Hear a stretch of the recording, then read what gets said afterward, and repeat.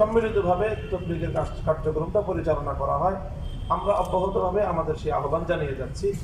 এখনও যারা ওখানে বিচ্ছিন্নভাবে কাজ করছে তাদের প্রতি আমাদের উদাত্ত আহ্বান যে এখানে তবলিগের শীর্ষ মুরব্বীরা, আলেম ওলামা যারা তবলিগে আগাগোড়াই নেতৃত্ব দিয়ে থাকেন, যারা আলেম না তারা আলেমদের থেকে নেতৃত্ব থেকে বিচ্ছিন্ন হয়ে তারা ভারতের একজন লোকের বিতর্কিত সিদ্ধান্তের অনুসরণ করছেন বলেই এই বিভক্তিটা তৈরি হয়েছে।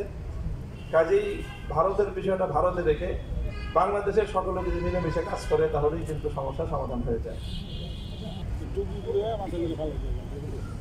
বিষয়টা হলো ডিসেম্বরের আগ পর্যন্ত এবং রাষ্ট্রীয়ভাবে সরকারি উদ্যোগেও এটা একটা সিদ্ধান্ত ছিল যে মীমাংসা হবে, কিন্তু এর মধ্য দিয়ে সরকারি সকল আয়াতের অন্ধকারে হামলা চালিয়ে আমাদের 3 জন ভাইকে হত্যা করা হলো।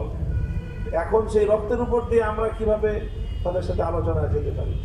এই জন্য আমরা বলছি বারবারই যে আলোচনার জন্যই তো আমরাই উদ্যোগ নিয়েছিলাম এবং আমরা এখনো আলোচনা চাই, কিন্তু কথা হলো যে হত্যাকাণ্ডের বিচার তো করতে হবে।